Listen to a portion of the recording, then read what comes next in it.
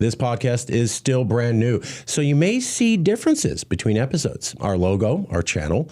You may see changes while we get our bearings. Feel free to make suggestions in the comments, ask questions, and of course, absolutely pulverize that like button. Subscribe and turn on notifications. You're not going to want to miss the very next show.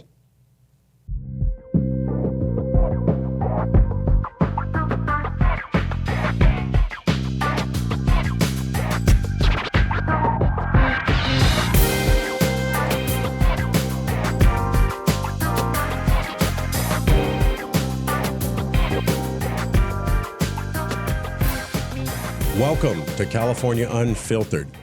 We will be bringing you the unvarnished truth about the Golden State's most pressing issues. I'm your host, Marc Ruiz Evans. Again, today's episode is particularly timely as we will examine recent immigration enforcement actions across California, a surprising proposal from Denmark concerning California, and we will be joined in studio with a special guest, my personal friend, Jason Wright. He's the CEO of CalExitNow.org, and he is the overall head of the currently exploding in popularity CalExit movement. He'll be here to discuss the upcoming Independence Summit and an overall update on the CalExit movement, as we like to do here.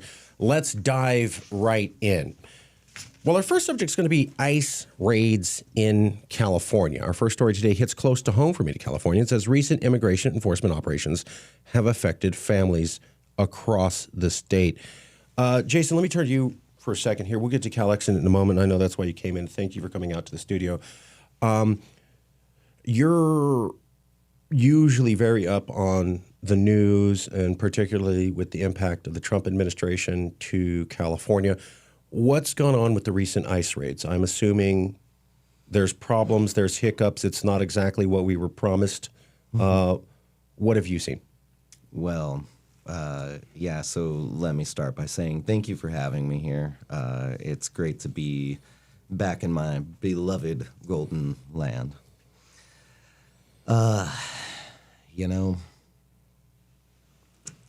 It depends on who you were listening to for your promises.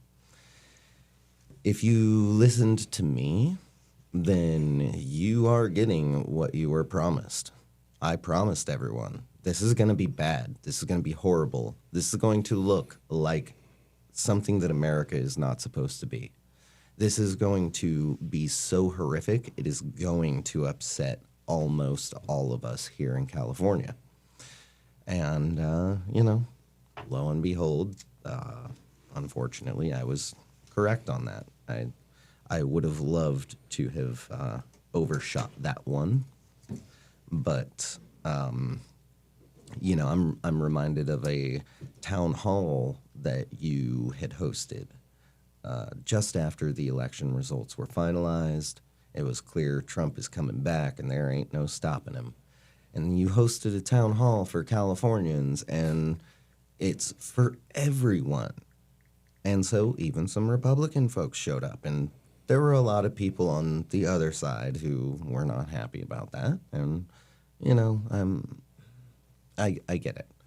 I just think it was very important for us all to hear that these people in California who voted for Trump felt very strongly, very clearly, emphatically, that we were all just blowing it way out of proportion, that there was nothing to fear other than, the fear and blowing it out of proportion itself, right?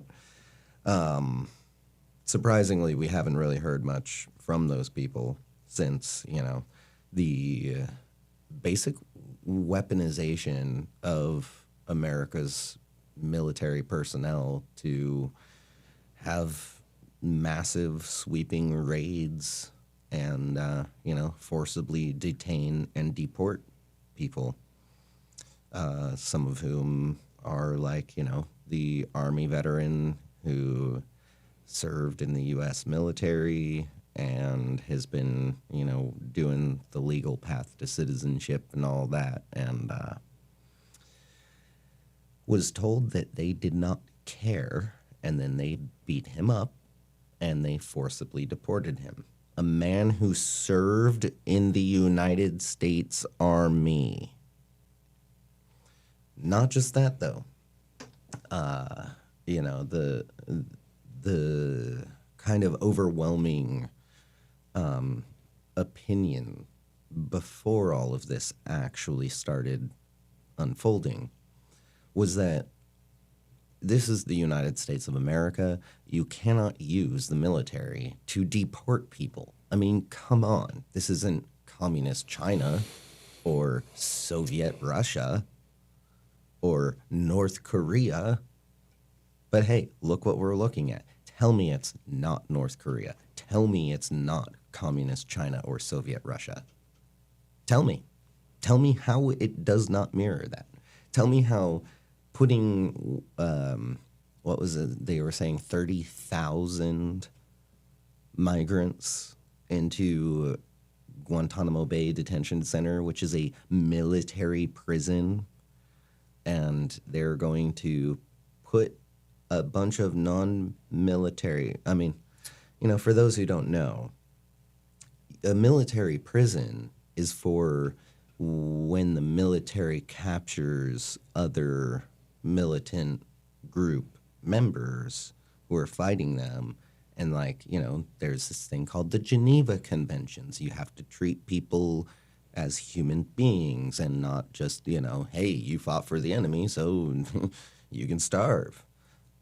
There are like some rules to help enforce that we at least somewhat try to keep our humanity.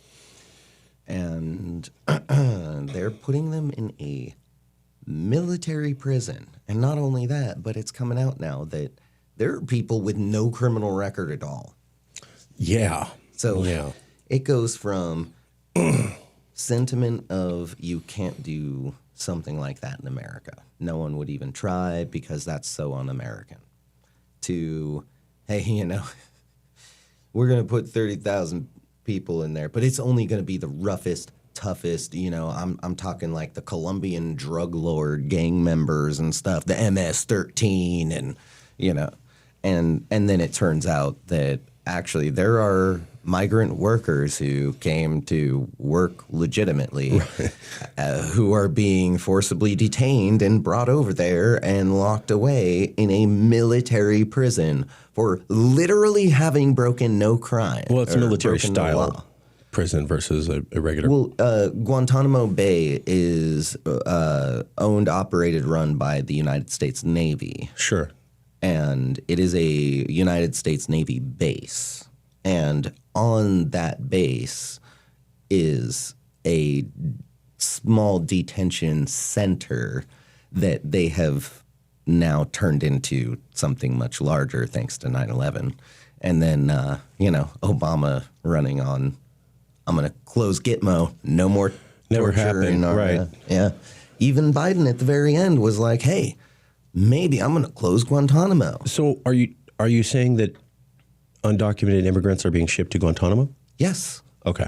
Yes, Guantanamo Bay. Gitmo. Okay.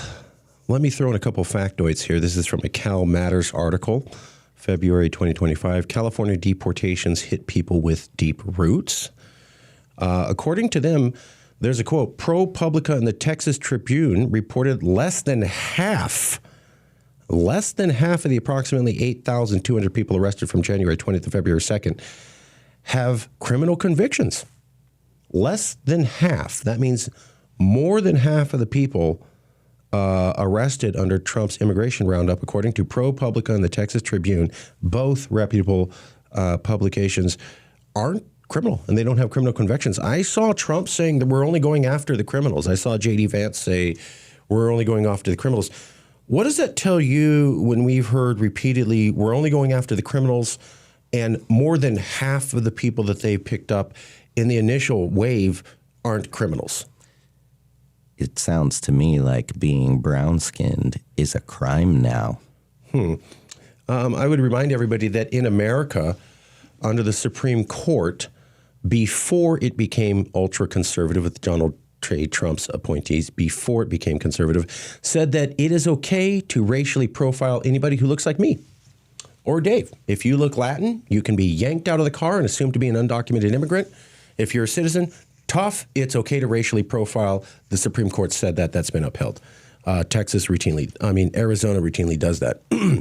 If we go on with this article, Trump authorized law enforcement agents from across the federal government to participate in immigration enforcement activities. He's also lifted longtime guidelines restricting ICE from operating at sensitive locations such as schools, churches, and hospitals. So now if you're undocumented and you want to go get medical help, you'll be scared and not go. If you want your children to go to school, you'll be scared and not send them. And if you want to have religious freedom, which the entire concept of America was based upon, you'll be scared away from that. So what you're already seeing is communities basically dissipating. We were in Los Angeles a few weeks ago. We had activists point out to us this street would normally be flooded with Latino people, mostly undocumented immigrants, and there's 5 people. So now Trump has said, besides places of work, we're going to go after you in schools, churches, and hospitals. So basically every part the undocumented community is in, they will now be harassed. That will result in people not participating. So what's going to happen is people are not going to send their kids to school. They're not going to go to hospitals for medical conditions, and they will die or become maimed. And they won't go to church, and they won't report problems to social services. California was routinely criticized for, why did you tell the police to not work with ICE? Because nobody was calling the cops when crimes were committed because they were terrorized. So we did that so that we could actually get crime control, something I thought Republicans would want. Because, if I may, ultimately, you can not use your law enforcement officers as deportation and border control officers. Right. And then when people are in trouble and need help from a police officer, they are more likely. Right. And then if you do weaponize them as that, then you have to expect that that's the only thing people are going to see them as. Right. They're not going to see them as here to serve and protect and help. Right. Right. Well, something you'll never hear from Republicans is when they criticize California and why did you have law enforcement ubiquitously across the board not work with ICE?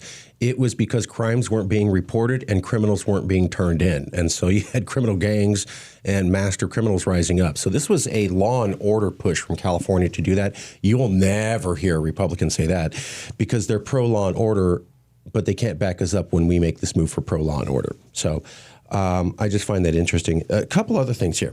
So in this article from Cal Matters, they talk about that's what Estefany Peña, 30, from Lincoln, California, believed when she supported Trump for re-election. Quote, I thought they were going to be targeting criminals.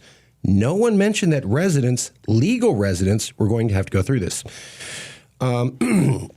What she's saying is that her husband, who came to the country legally in 1999 and has a green card, went to an immigration office in San Francisco for a check-in in late January and still has not come home. So he was a legal resident. He came in on his own for a check-in, and he was never allowed to go home. He was just grabbed. She doesn't know where he is. And this is someone who voted for Trump because Trump said we're going after the criminals, and then he went after her husband. Now we know that over half of the people they've gone after aren't criminals. I'd also point out that this really shouldn't be a surprise. In 2017, here's the great thing. Well, actually, it's not great, but Estefany Peña, in this article from Cal Matters, is located at the Adelanto detention facility. Now, the Adelanto detention facility, where he has been locked up and nobody knows what's going on with him.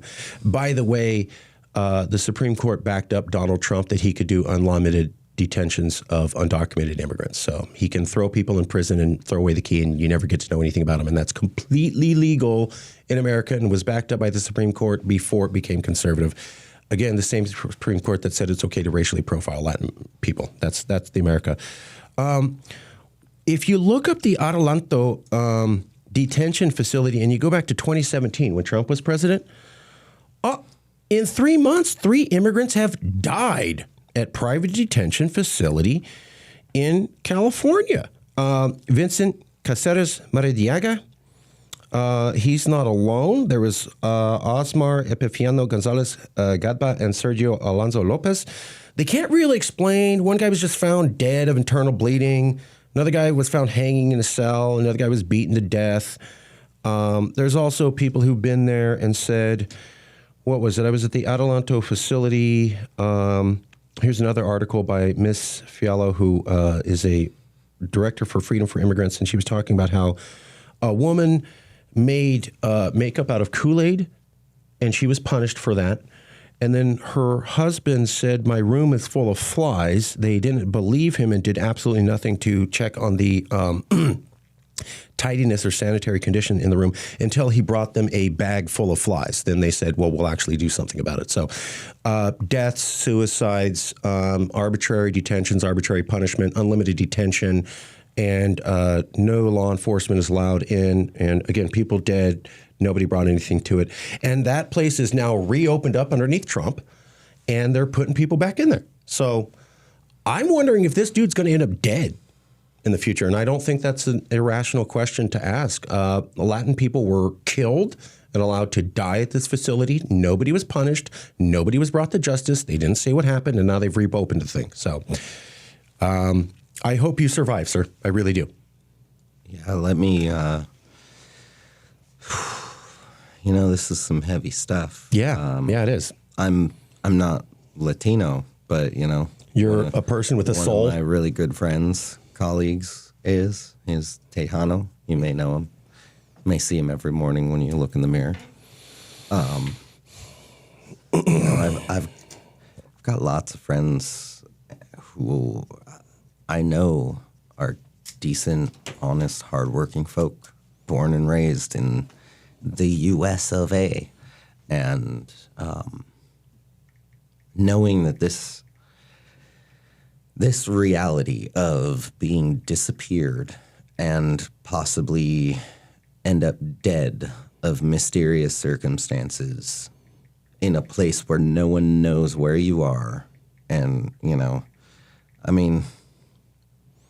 when someone commits a crime and they go to prison and they die in prison, they at least have that knowledge that the people who know them know that they're in prison.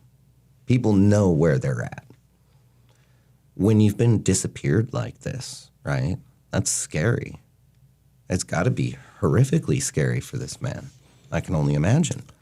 Yeah. I would assume it's probably akin to what many Jewish folk in Europe were feeling as they were being forcibly detained and lined up and, brought onto the tarmac with all the planes. Oh, I'm sorry, that's the modern example. I meant lined up for the trains. That's the only real difference. Planes or trains. Back then... It's not at that level, but it's way too eerily similar. People put into these detention facilities. Their loved ones don't know what happened to them. They don't know where they're at. Auschwitz wasn't built on day one of the Third Reich. Okay. Well, here's an article from Los Angeles Times in 2020.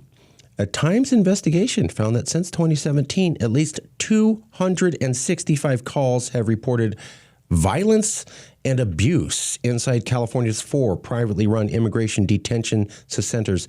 Half of them allege sex crimes against detainees. That includes Adelanto. So 265 reports of violence and sexual abuse. Again, no one really brought to trial or justice or punished for this, or no real comments on that. If you look at the Adelanto facility and you look at these other private detention facilities, it's unlimited horror stories from last time. And again, nothing was cleaned up. It wasn't like they go, we reviewed the mistakes and we because the Biden administration pulled away from it. So the Trump administration hasn't done a review and then reenactment. They did an automatic reenactment. So I've worked in government for about 25, 30 years. When you do that, you're not going to fix any of the problems. So unless you have a review committee and then you have a best practices or lessons learned, before you reenact the program, you go right back into it because they'll go off the way the program ran last time, typically bringing in the last people. I saw he's already brought in Thomas Holman. And he's also brought in Stephen Miller, who the Congressional Hispanic Caucus considered an avowed white supremacist. I'm not making that up. So the guy that runs immigration underneath Trump is a avowed white supremacist, while he's saying that he's not for white supremacy. I'd also remind everybody that during Trump's selection to be the nominee in the Republican Party, he gave a salute to the Eisenhower deportation plan, said that it was awesome, and he wanted to redo it. The Eisenhower deportation plan was called Operation Wetback. I'm supposed to believe, as an educated Latino, that he had no idea, and he wasn't dog whistling when he said that. Additionally, the Eisenhower deportation plan deported citizens who showed their American citizenship and were told by racists, we don't care, you're brown, get the hell out. They also deported Russians because they said, hey, let's just get you all out. So that's why in the Latino community, you might have people named Ivan Rodriguez, because a bunch of Russians were pushed out because they just didn't care you were U.S. citizens and violated their laws. So, and then Trump said, that's a good idea, let's do that. And he said it right. You know, he said, I like the Eisenhower deportation plan, while standing right next to his vice presidential pick, who only won his office in Ohio after running a TV commercial that said, do you hate Mexicans? So I'm seeing point A, I'm seeing point B, I'm seeing Stephen Miller, white supremacist, back in under immigration facility. I'm seeing the Adelanto prison reopened. I'm seeing people disappearing. I'm seeing no discussion about deaths and detention and sexual abuse from last time. Sounds like everything's going to work out. I'm just wondering. I mean, when I see people go, Mark, you're overreacting, I get what they're saying, right? I mean, that makes sense, right? I'm wondering if there really is anyone who either does not and I'm talking people who have gone to high school, graduated, have at least a GED or a diploma, right? Because then you're going to have to at least know that the Holocaust happened. I'm wondering if there's anyone in that category who just really, really cannot see how, step one, step 2, step 2, step 3, step 4, step 5, step 5. Oh, are we in the 1920s, 30s, 40s? No. So, obviously it's not, Germany in World War II setting under Adolf Hitler. However, that's about where the differences stop. I've heard of Mr. Miller being equated to Goebbels. Hispanic Caucus of Congress listed him as a white supremacist. So just type that in, you'll find it. Yeah. So they didn't do that to everybody, by the way. They're not laying out everybody as a white. They didn't even do that to Trump. So just that should put you in kind of some sort. They didn't even list Trump as that. They listed Miller. So just saying. I had to explain this to my own mom, and I'm like, oh my God. I would like to point out to the conservative right that claims Christianity, claims to follow Christendom. One of the key tenets and principles, and this is from someone who has worked for his Presbyterian church, has been a deacon for many a year, is an upstanding member of, interfaith communities and, the World Interfaith Society.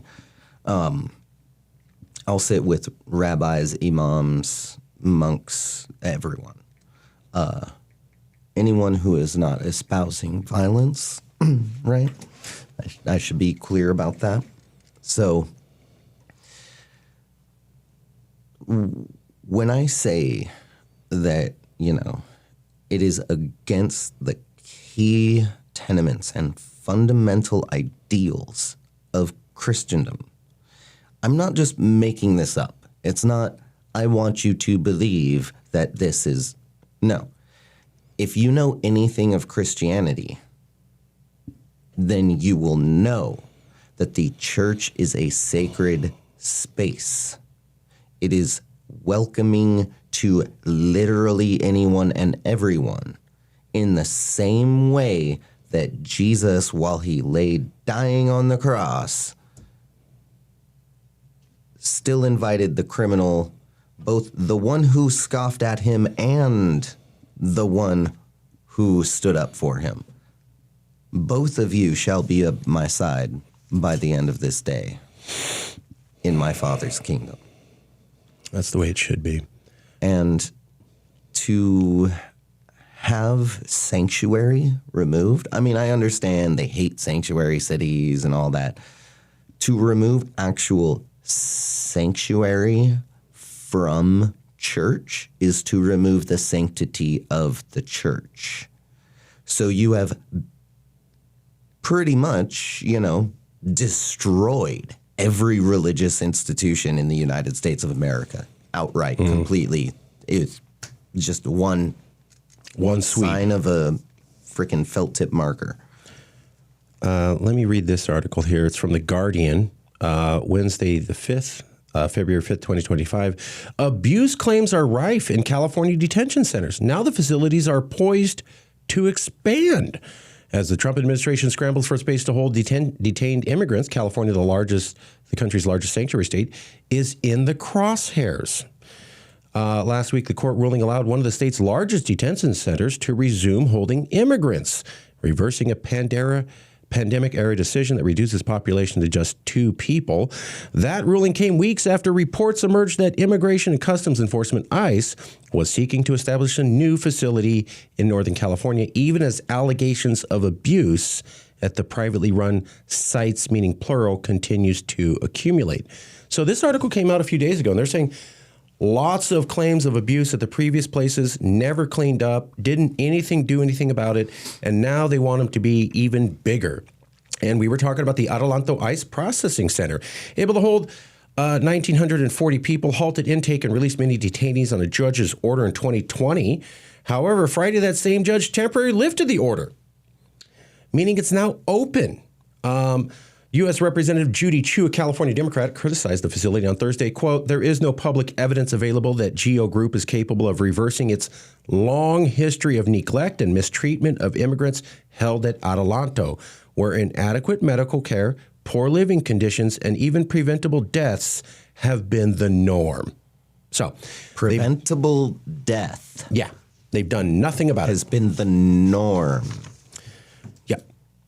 And you brought this up to me. And I would say again, if someone's a good Christian, if they consider themselves a good Christian, knowing that this crap is going on, knowing that these very anti-Christianly things are going on, how can you sit by and do nothing? How can you vote for that? How can you support that? How can you sit there and justify to yourself every night? How can you have family and sit there and justify to them your support of any of this atrocious crap? Yeah. If you're a Christian and you really, truly are a Christian and you're not just one of those, yeah, I call myself a Christian. Yeah, I'm a Christian.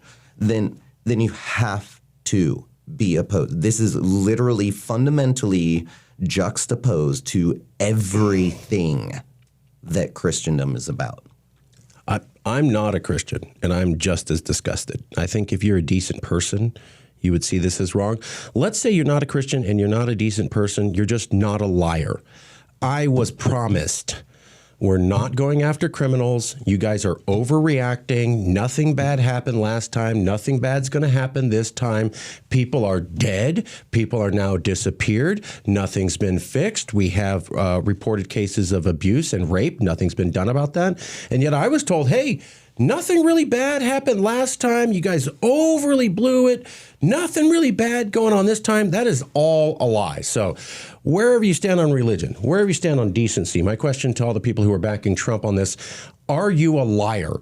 Because this is the total opposite of what you've been telling me. And if you're not a liar, do you enjoy being lied to? Do you enjoy being used? Really? We'll leave it at there was also a U.S. citizen who was deported, a U.S. veteran deported after serving his country by Katie Lagroni, July 24, 2024, David Baru. So they're already deporting people who basically are citizens Is that 2024 or 2025? This is 2024, July 2024. I'm sure it's going to be worse now. Additionally, the guy that was placed in unlimited detention and basically disappeared, while he wasn't technically a citizen, he'd been here since age 2, so his accent was perfect. There's no way you could have talked to him and told that he was a not technically a citizen. I find that particularly disgusting. We got to move on. Yeah. We got to move on. So we're going to move on to Denmark's California purchase proposal. Something a little lighter. Something a little bit lighter. It might seem like a story from The Onion, but it's very real. Denmark has entered the conversation about California's future in an unexpected way. Let's go to Jason. Jason, what have you heard about this? Well, I have heard quite a fair bit of things.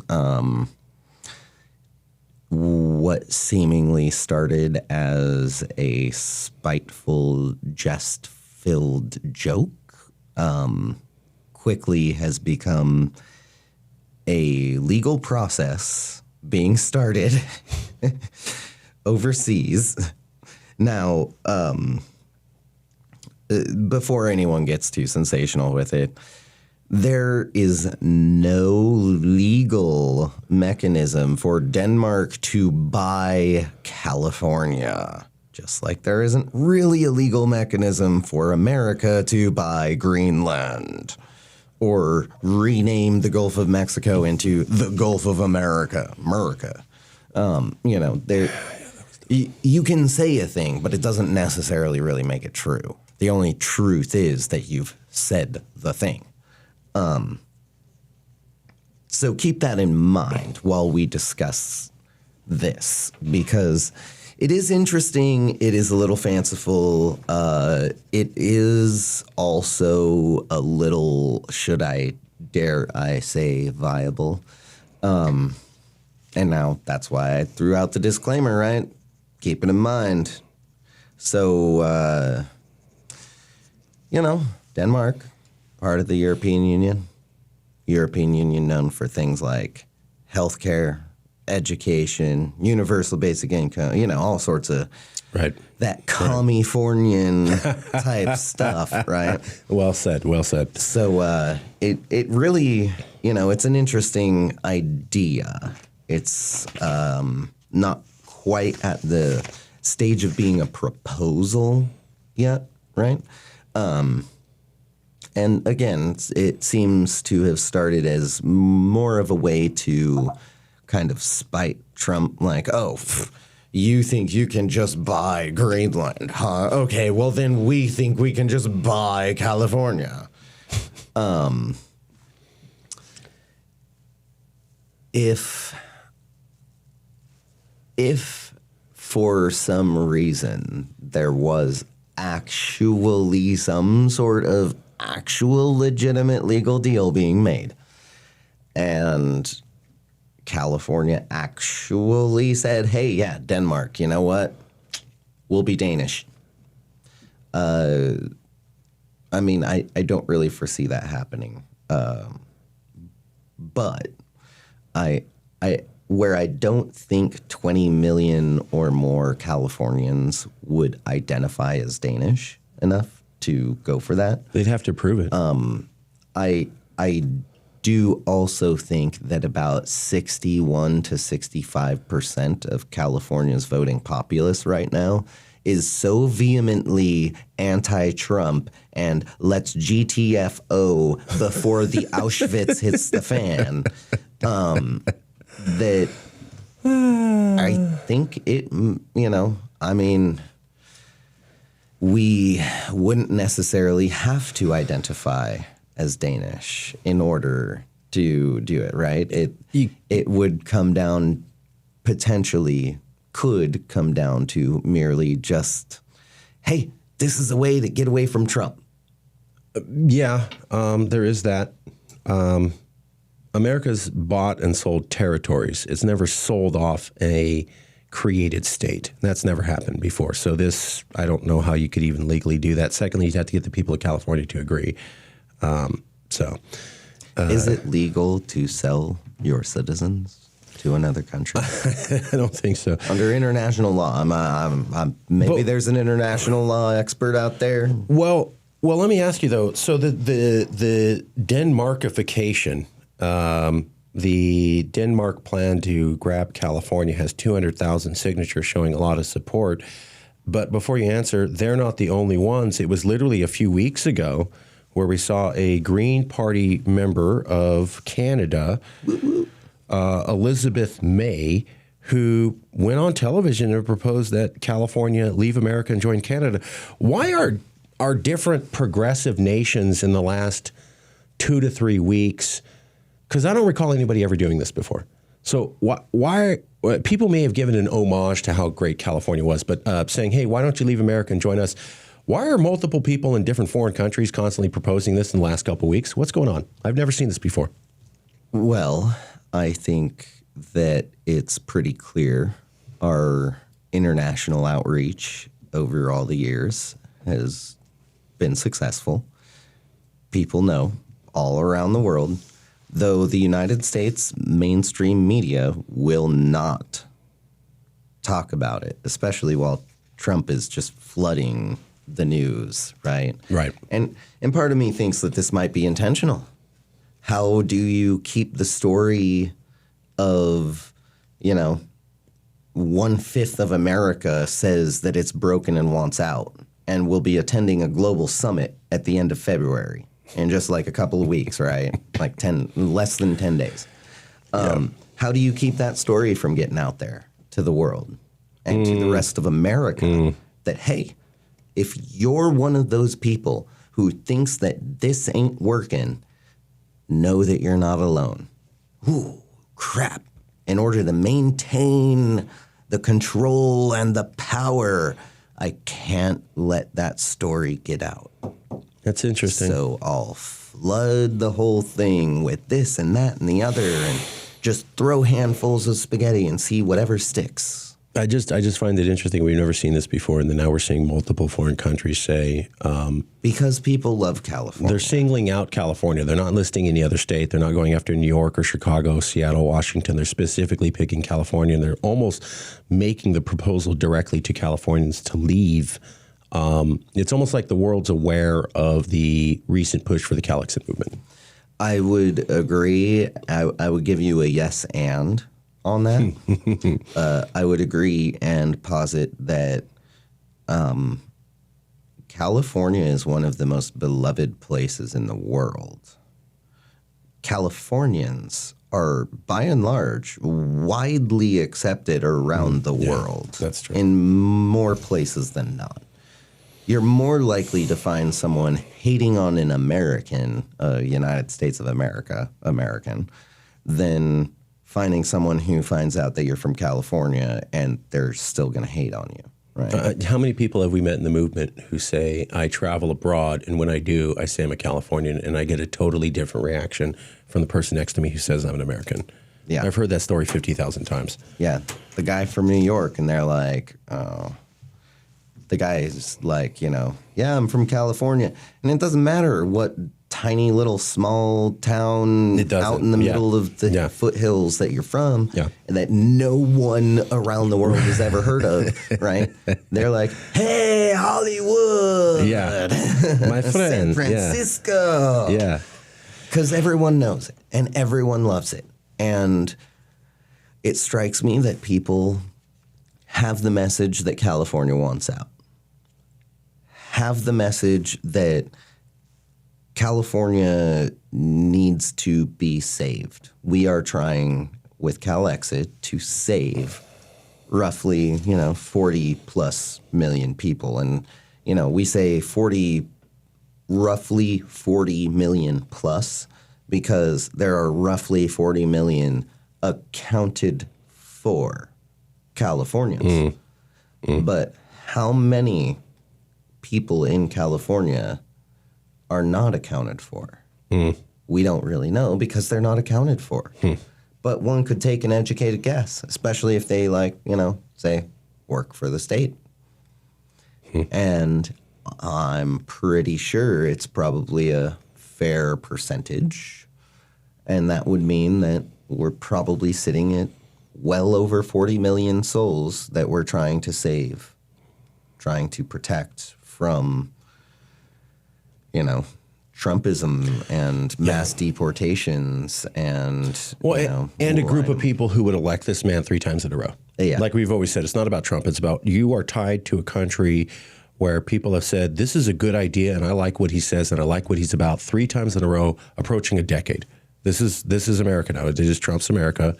I remember them saying, we're going to get rid of him and the Republican Party will bounce back in the state. Not after a decade, you're not. This is permanent. This is concretized. Let's hear one last quote on Denmark.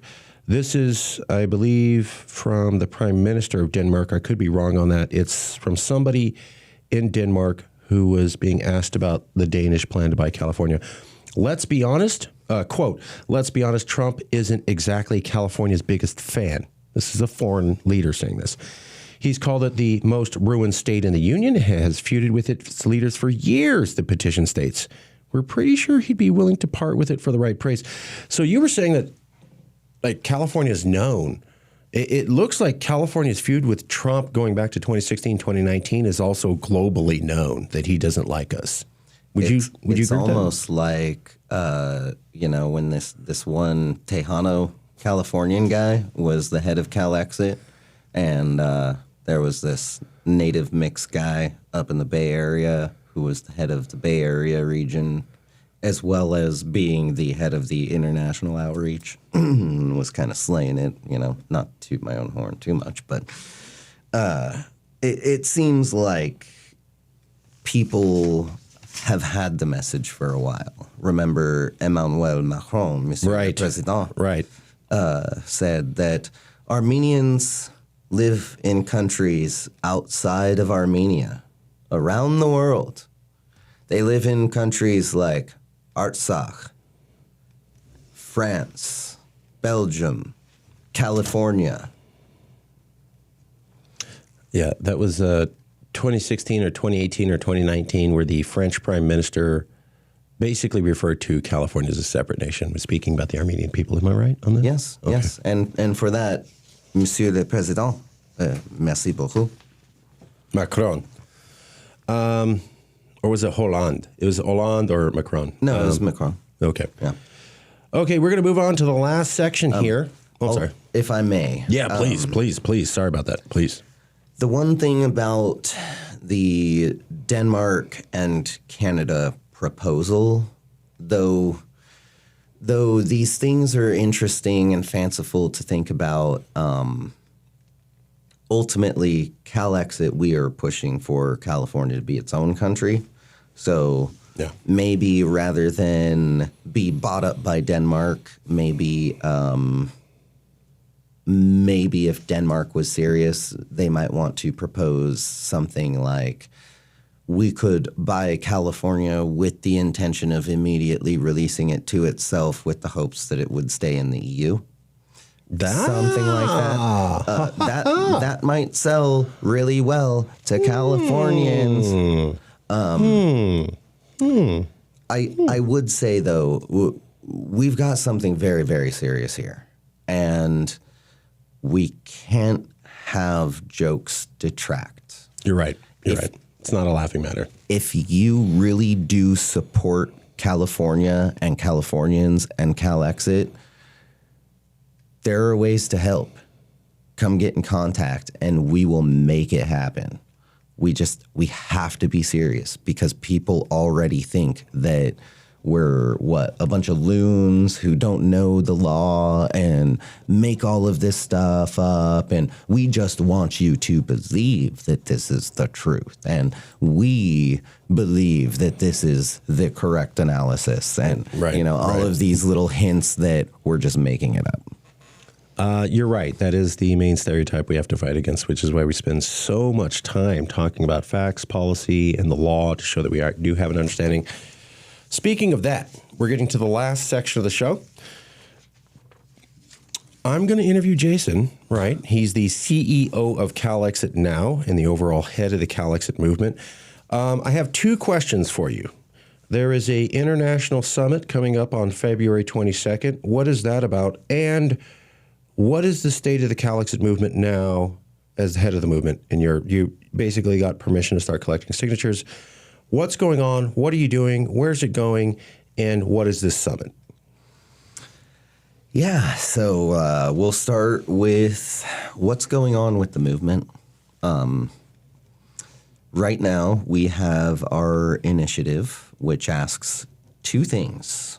Part A, to have the California state government put together, commission a blue ribbon panel, an exploratory panel, much like the Coleman Commission. B, to bring it up for a vote in special election to the people of California. Should we be our own independent nation? We have that initiative up. It has been signed off on by the Secretary of State of California as legal, properly formatted, meets all of the codes and regulations, yada, yada, yada. And has been cleared to gather signatures. We have actually been gathering signatures. You yourself went down to L.A. for, back to the deportation stuff just before the Day Without a Mexican. Yeah. Some people don't know about that movie still to this day. Yeah, and I think everyone should go and watch that because it is very important, especially now. You're wanting every brown person in the country gone. Watch that movie and tell me if that's what you want. It's supposed to be a comedy. It's supposed to be, but So it's about 3.5 weeks since CalEx has been given permission to collect signatures. You are right at the beating heart of the movement. You're talking to the most new people coming in. You're bringing on an officer corps. You're interviewing people, et cetera. I'm more doing publicity. Where are we at? There's a plan to get organized. There's a plan to bring regional spokespeople. There's a plan to have kind of like more organization at the level. I know you can't give away all the goodies because there's some delicate negotiations going on. To the degree that you can explain, what can people expect to see probably in the near future, maybe say the next 2 to 3 weeks, given the CalExit movement? You just got permission. You started off as a small group. You now have attempting to onboard 35,000 people. That's a big deal. This was a problem last time. It seems to be going better this time. But, so you can tell people, hey, it took us 3 weeks to kind of get our footing and talk to 30,000 people. What are the deliverables, or where do you think, or where do you want to take the movement in the next 2 weeks? Wow. That's a lot to unpack. To the degree that you can. I know you can't explain everything, and I know some things are maybes and you don't know till they're here, but what do you hope? What are you working on? Where are you trying to take the movement about 5 weeks in from launch? So we are mobilizing, we are organizing, we are restructuring again. It was something back when we decided to restructure into an LLC. I had thrown this vision out there of C Corp, umbrella organization, got all of these different entities under it working together. That was your push. Much like a cuckoo clock. Yes. Right? Every cog has a bunch of teeth on it. Different numbers, they do different things, different sizes, right? One cog itself does not the clock make. Does not the cuckoo make. Right. Right.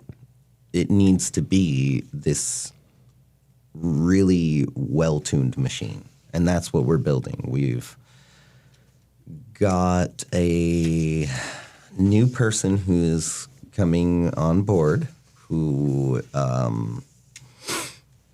people, once we announce them, people will be seeing and hearing a lot more from that person.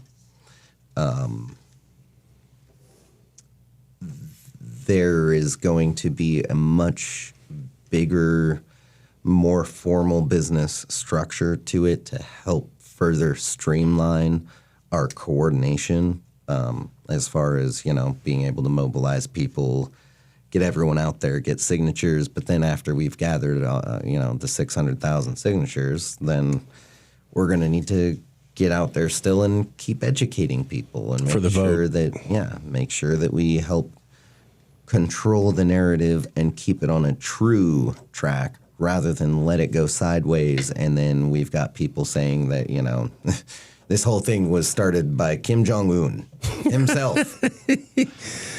Well, they got to pick someone. Guy knows nothing gotta pick of international someone. law and freedom, but, he definitely started this. We can't let brown-skinned people think that they can be intellectuals and develop things. It's always got to be someone else who develops that. That's called institutional racism, but it's cool. Yeah, no, and I mean, you remember when I brought that up, right? Oh, gee, how very American that they would say that it was this New York born and raised white guy is the one who did the thing and not our son of California. Yeah. Who Maestro Tejano himself. Who wrote a book on foreign policy, which was recommended by a foreign policy scholar, and then had a subscription to Foreign Affairs magazine since he was age 18, none of which happened to the other guy. But spent his whole life working for the state of California. Yeah, but it was him that invented everything. It was totally and it was mostly, what was interesting was that it was mostly elderly Caucasian people who would say that to my face. That's what I found interesting. How very American. Yeah. Anyways. So back to CalExit. Yeah, back to CalExit. Where's it going? What's the vision 5 weeks in? That's where's roughly it going? It's going up. Okay. What's the vision? We're restructuring. We're getting even bigger, even more refined, even more streamlined. We are going to be even more well coordinated than we are now. What's different this time than last time, aside from other things that we've already talked about, like the mood, the attitude, these, Gestapo, Nazi camp type things going on? Aside from all of that, we've actually got a very positive difference that we can point to. And that's that last time, a lot of the people who were showing interest right out the gate and, willing to join up. Oh, that's right. Were fellow Californians, but most of them not like professors, lawyers, doctors, actors, producers, multi-bazillionaires, cryptocurrency managers, bank owners, right? Like, we've got the average Californians still. But now, this time, the super elite of California are finally waking up and saying, hey, maybe we shouldn't pump our bazillions into resisting CalExit. Maybe we should put our bazillions into CalExit to resist Trump. There is literally no other way to resist Trump. If we are stuck under the federal government, we will be subject to Trump. If we remove ourselves from the federal government union, we will not be subject to Trump. It is literally that clear. Yeah. Yeah. As I've told people, I keep seeing this talk about how California's going to Trump-proof themselves. And I go, that's great. Federal law literally trumps everything the state does. So I don't see what you're going to do. Secondly, a lot of the time that California was able to fight back against Trump was because he didn't really understand the government. He didn't understand the law. He didn't have a support staff. All of that's going to be different this time. And California lost half the times. And you're going into now a conservative Supreme Court. So I see a lot of California. We're going to Trump-proof California against the court that's more conservative than anyone's seen in a century, against the president who's now educated and has staff and isn't going to be making the bumbling errors he did last time, against the place where you have your track record is 50%. Right. Yeah. Just to back up something you said, and I know we can't do names, but you have talked to at least one millionaire. We're not saying names. I can say very clearly for certain without saying names that I have talked to at least if not more than, 5 multimillionaire or better people who were sniffing around this idea. What's going on? Wanted to talk to you, wanted to see what's the head of CalExit about what is going on. Right. And I remember last time it was only Jim Wonderman from the Bay Area Council. Now you're up to 5. I also remember Totally love Jim. Yeah, he was a great man. I've also talked to a former high-ranking official in the President Jimmy Carter administration. Again, I can't say names, but this guy came out and he's like, I'm a major player with the Dems. I'm a major player in the federal government. I knew I was a Carter man, literally right there with the president. And he goes, I don't want you to name me, but I do want to talk to you for an hour and a half and ask you a bunch of questions about this and then pass off my information to my friends and sign your petition and give it. But I don't want you to use my name, but I do want you to send me petitions and make sure to send me a couple other ones and make sure to explain all these things so I can sell my friends on it. I did. So, okay. Just find that interesting that last time we didn't have multimillionaires. We didn't have multiple multimillionaires. We didn't have former high-ranking federal officials approaching us. This time we do. You reminded me of that. It also, just to back up what you're saying, the first time was the people who came out were hardcore activists. They were street warriors. They were used to protesting for gay rights or protesting for women's rights. And that's why last time we were able to make such a big splash initially. Yeah. Yeah. It was a lot of activists, but they were also coming from an emotional place. And I remember we'd have meetings and we'd have like 300 people on the phone and we'd still be spending half the time with somebody going, are we really sure we're going to do this, guys? It'd be like 2 months in and we're like, let's get into the details. And half the time, half the people were like, are we really going to do this? I've noticed with us talking, and I've noticed you've done more conversations with new people than I have. Tell me if I'm wrong. Nobody's talking like that this time. The attitude is, get out of my way. I'm ready to go. There's no, and for me, that was striking. There's no reticence. There's no reluctance. There's no institutional memory longing. It's I'm done. I'm ready to go. Would you find that sentiment to be the case now versus last time? I definitely agree that last time things were much different emotionally, and now people seem much more ready. It's a let's do it now, and not a are we doing it? And I also got. I'm sorry. Well, I was just going to move on to that. I wanted to back you up also on the nature of the change. So people were emotional. They were activists. They were really good at organizing and activists. And maybe that's kind of a loss this time because last time people were really good at petitioning and this time we're teaching a lot of people about petitioning. But like you said, it's the professional class this time. So we're seeing people who are managers of a Fortune 500 company. We're seeing people who are producers of Hollywood. We're seeing people who are, bank managers. Last time it was grassroots activists who were upset. This time it's the moneyed middle class, the professional class, millionaires, et cetera. Correct me if I'm wrong. That was not there was a couple people, sure, but that was not the. Yeah, it is different from last time to this time, right? There's the spectrum. Of course, California. And of course, there was a range. And last time, there was a whole lot on one part of the spectrum, and then little dabbles here and there sprinkled throughout the rest of it. This time, it's like the whole damn spectrum is lighting up like a Christmas tree.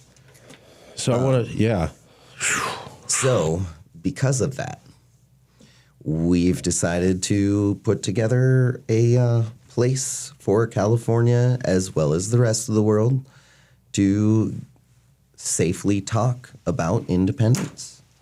We've realized that in the United States of America, at the very least, and also we've realized with other movements around there, around the world, like Scotland will hear about California developments or Catalan developments. Doesn't really hear so much about Scottish developments. Not unless it's the Scottish activists themselves sharing it within their networks. Because BBC, British broadcasting, they don't want to talk so much about Scottish independence. And if they do, they say things akin to Texas versus White says you can't do it. A lot of a lot of misinformation on independence movements around the world. And so we are making the United Self-Determined Nations.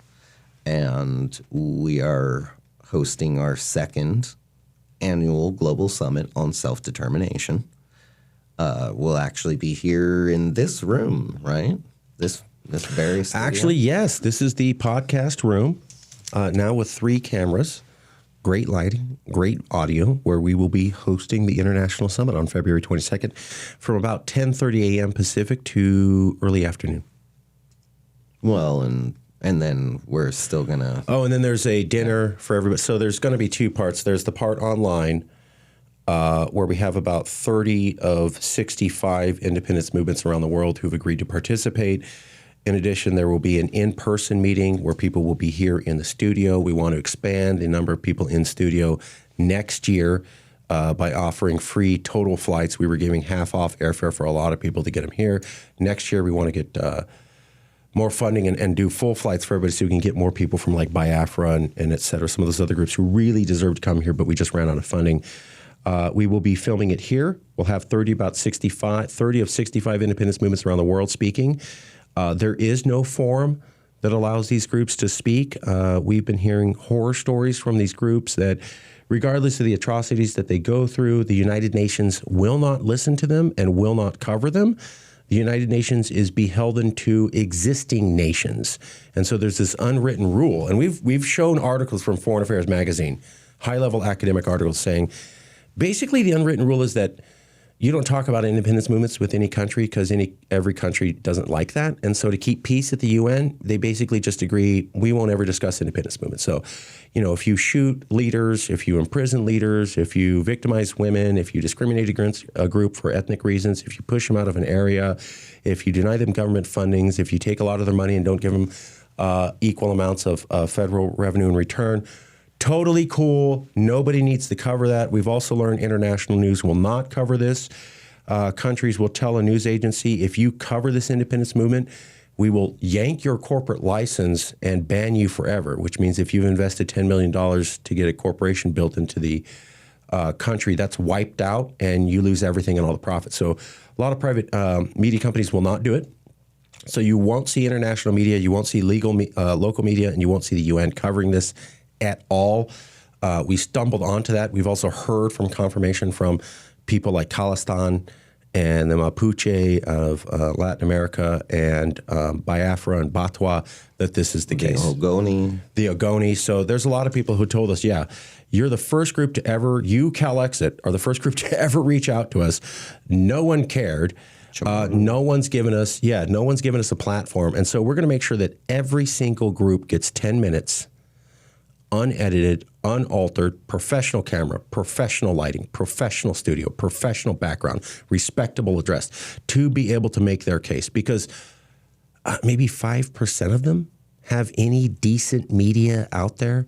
It's very choppy, or it's like their heart's in the right place. I'll leave it there. Their heart's in the right place. Not everybody knows marketing. Their heart's in the right place. So we're going to make sure that everybody who has an independent struggle anywhere gets to be heard and gets their argument out unaltered. And basically, it looks like we're the only group doing that on the surface of the earth. I don't think that's an exaggeration. Yeah. So the United Nations, if they would do this, would be the only one that's like capable of doing this on a larger scale than us. But they're not. Because they are not, the next closest thing is the Baku Forum. Woo! They destroyed their reputation so good. Do you want to cover that quickly? I'll do it real quick, and then we'll get back to the format. Yeah, okay, so I'll cover Baku, and then we're going to go. This is great, folks. We're going to do Baku, and then Jason's going to do last 5 minutes wrap up. It's all going to be on the summit, all him. So the Baku Forum. Baku's the capital of Azerbaijan. Azerbaijan invaded Nagorno-Karabakh, a region held by the Armenian ethnic group for the last 2,000 years. They ethnically cleansed them from that region and committed a genocide, burning down Armenian churches, signs in Armenian, basically wiping out any trace of the culture, like Hitler did when he invaded France coincidentally. So the Azerbaijanis did ethnic cleansing to the Armenians in the historical area called Nagorno-Karabakh. The next year, basically, Azerbaijan said, hey, let's have a conference on independence movements, right? They were trying to burgeon their image. And for about a year, it worked until they got a little bit too greedy. And they said, well, we had a conference on independence movements. Let's have a official United Nations conference on climate change, and let's host it here. And basically, everybody around the world criticized the UN for doing that. They said it kind of looks like you're backing up genocide and ethnic cleansing. And that's really not a good look for the UN. And we can't believe you did that. Greta Thunberg, other people came out, just trashed the UN for doing that. And basically this delicately manicured image the Baku Forum was trying to do has been obliterated. Now the entire world knows you're whitewashing genocide and ethnic cleansing. So now there literally is no comparable forum for what CalExit's trying to do literally anywhere on the earth. Am I getting this wrong? No, that's totally correct. And also something that made some global headlines today is the fact that Azerbaijan is now trying to sue in international court, sue Armenia for what they did to Armenians in Artsakh. Woo! Yeah. So I commit ethnic cleansing, and then I'm going to take them to court and say that they have to pay me back for my act of ethnic cleansing, but not like, justice, but like you have to pay me because it cost me so much to cleanse this land of your dirty people. Yep. By the way, ethnic cleansing, genocide's bad. If anybody didn't know that, it's the entire world order, as you've known it since 1945, was based upon the concept of not allowing a character like Hitler, Mussolini, General Tojo to go and just empty lands and take them over. Basically, that's been trashed on with American support recently. We won't get into that now. Let me just add for the February 22nd summit, 30 out of 65 groups. There is no other group organization putting this together. This is the only place you can see it. The only other organization that can host as many international groups is literally the UN, outside of us right here at CalExit. Additionally, we will be having one-fifth of American states will be having representatives at the conference participating in secession. The last time that you saw 1/5 or more of American states have a representative to advocate secession and go to a conference was 1865. That's a fact. Jason, take us out. What more do we need to know about February 22nd and the International Summit? Why is it significant? What's going to do? Why is CalExit awesome for doing this? Well, so the hope is that we will. Well, there are a lot of different things we're shooting for here. The formation of an IGO, intergovernmental organization, which the UN is one, the EU is one. NAFTA that was your idea too. That was another. By the way, the summit was Jason's idea, and making it an IGO was Jason's idea. We are also going to have an INGO. What's that? A NGO version of an intergovernmental organization. But because, like us, we are an NGO, meaning a non-governmental organization, that means that we wouldn't actually be applicable to sign on to the IGO, not until California is independent. So, for those who are waiting in the sidelines, in the back wing, hoping and shooting for independence, there will be a place to sign on still. Wow. And then once you get independence, then you sign on to the IGO. Because now you're not an NGO. You're not a non-government organization.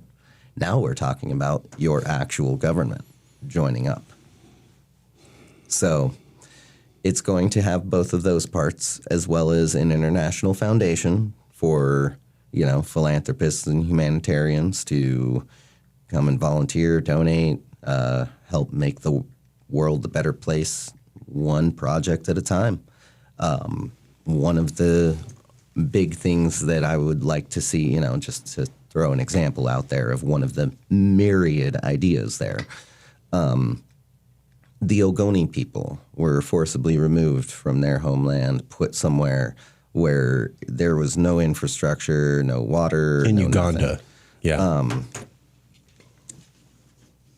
The government will most likely never, ever be willing to put them back in their home. Because of this, it means that we can either sit and do nothing, we can push for the most improbable thing, or we can try to find a viable option to try to help these people, help them survive.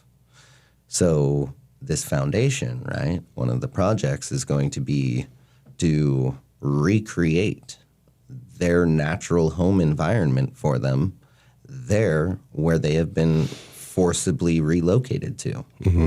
Because they are a jungle-dwelling people, and putting them in the desert does nothing for them other than lead them to death and tragedy and ruin. So we have an opportunity. We can try something new. Yeah. And, that's what CalExit and this whole summit is all about. As humanity, we've been kind of doing the same things over and over for, at least the last couple hundred years. Too long. It's the fork in the road. We can continue on doing the same old, and we'll just sit and look out the window as our neighbors are rounded up and carted off and put in concentration camps.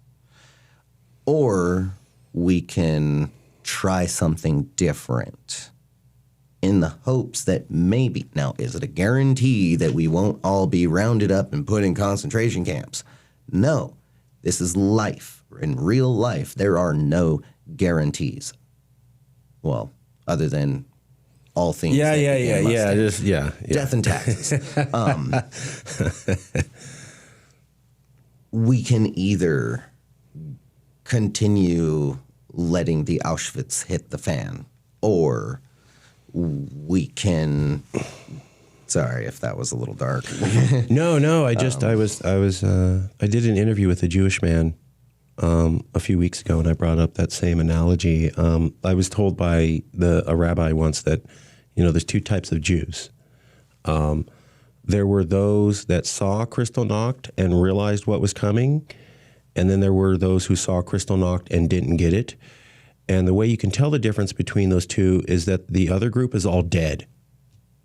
Everybody who's alive, who's Jewish, had a relative who saw Kristallnacht and said, "Oh, I know where that's going."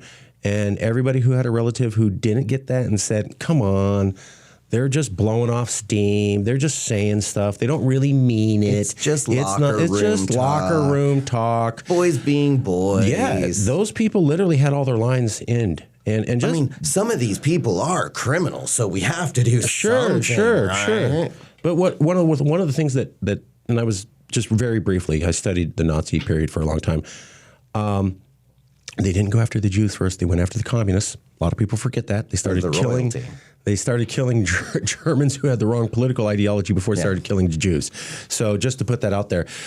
Secondly, even when the Holocaust as we know it historically was going on, it wasn't complete. It came in stages. And so a lot of people who were Jews in Germany would tell themselves it's not going to happen. For example, even after they were doing the race laws, a lot of high-ranking SS officers had Jewish girlfriends. Now, these were girls who were basically models. It wasn't just any Jewish girl. But they were still a couple Jewish girls dating SS guys.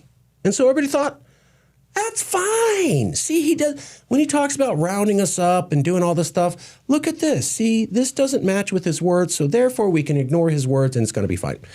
All those people who thought that are now dead, and all their relatives are dead. So there were countersigns. There were logical reasons to believe that the Holocaust may not be happening, even though the signs were there. Everybody who didn't get it is gone now, and they advertised what they were going to do. right? So I'm going to do we the can- Eisenhower deportation plan. I'm having a guy who says I hate Mexicans, or do you hate Mexicans, being my vice. So I'm sorry. Yeah. Back to you. No, that's it. That's the. Back to you. We can let this happen. We can bury our heads in the sand and just let it happen. You have a choice. The Nazis, as Bury your head. Pretend that it's not that bad, that it's not this bad, that it's not gonna be that bad. La la la la la. I can't hear it. I can't see it. It doesn't mean anything to me. I can't see it, so it doesn't exist. And that's the same old thing that we've always done as humanity. Or we can try something different and like practice our humanity and our compassion, our empathy. Have a little care and concern for our fellow Californians. The Nazis are considered the most racist, unabashed racist. And yet at that time, while they were setting up the gas chambers and Dachau and the other places, they were spending a lot, Birkenau, they were spending Auschwitz, they were spending a lot of effort telling the German people, we're shipping all the Jews up north to Russia. So the most hardcore, unabashed racist, while they were doing the most disgusting, racist extermination plan that we've ever seen on the world, were still worried about not telling the German public that and getting the German public to think something else. Now, if you paid a little bit of attention, you could see the Jews were being killed off. But if you didn't pay attention and you just listened to what's on the radio, the Nazis were not saying we're wiping out the Jews. They said we're moving them to farms and they're going to be totally fine. If you looked closely, you could see through it. Re-educated culturally, yes, so that they can be reintegrated into society. The ones who are criminally insane are, removed from society for all of our sake. Because you don't want your children subject to that, do you? And also, just to recall, when Donald Trump said in his famous speech that basically Mexicans across the border are all rapists. And drug dealers and murderers. Well, one of the key things he said at that time was they bring disease. Yeah. And I remember thinking that I've watched politics for decades. I remember thinking, you don't typically see a politician throw that in there. I've heard the Mexican Latin hordes coming over speech going back to Bob Dole, basically, in the 90s. But I hadn't heard somebody go, and they bring disease. That was new. That was with Trump. I didn't see it before. And what's interesting is that that's right out of the Nazi playbook on the Jews. So whenever you look up historical discrimination periods, they always say that the group that's got to go brings disease. That was new. Trump installed that in here, and he did that for Latin people. And for me, that's just another harbinger. And if you need something that's more of an old school example, less modern times, less modern human way of thinking, right? Look at the Black Plague. Look what happened when the Black Plague, right? Oh, it came over from Asia. Right. So all the Asian people were being rounded up in Europe, and things got really scary for those who were not European. And then they moved on to the Turks and the Muslims and, the Northern Africans. And as I've pointed out. Because these people bring disease. They bring disease. Yes. The Jews were not the first. He went after the communists, and he went after the mentally disabled first.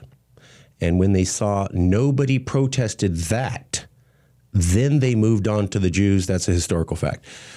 Jason, anything, last 2 minutes, what have I not asked you? What have you not been able to say? What's important for us to get out here?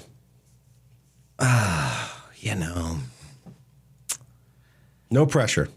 I would say if there's one thing that I want anyone and everyone listening to this to take home, it would be that by philosophical and, theological kind of, inherent or intrinsic standard,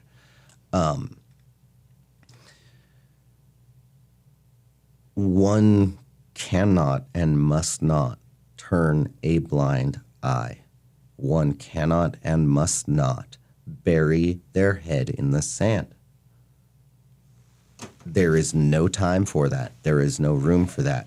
I am not over-exaggerating. I was telling everyone 10 years ago in a CCTV interview that everything that is happening these last 3 weeks was going to be happening. That's true. I saw that. I called it literal verbatim and still am horrified because it's that disgusting. The thing that irks me the most is the fact that I know we didn't have to be subject to this right now. We could have already CalExited years ago. Maybe some people wouldn't be dead today. Yeah. So do not close your eyes. Do not plug your ears. Do not bury your head in the sand. Do not turn away from the horror. Force yourself to see it for what it is and then get involved and act appropriately. Because, now there was dude's a minister, a pastor, and he was saying that sometimes violence is necessary. I'm like, what? No, it's not. No, it is not. Not in politics. Not in politics. Trump, we can be statesmen about this. Yeah. Hit me up. Let's make a deal.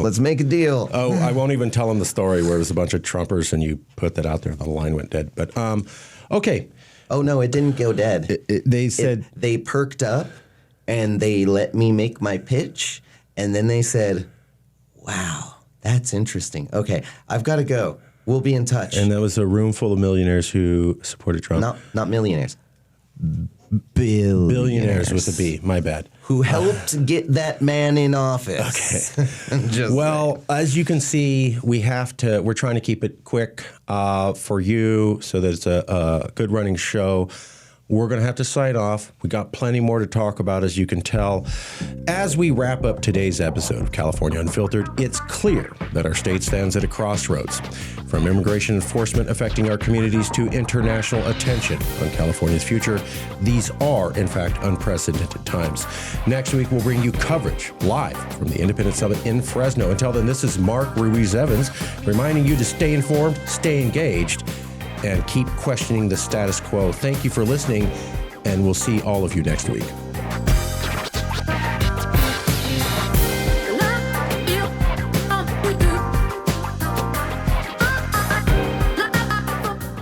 If you're Californian and you believe what we believe, that California can and should go independent, we can use your help. So donate. Contact us. We will provide you with all of the details and materials to help. If you want to talk about the idea, come on the podcast. And at the very least, leave your opinion in the comments below.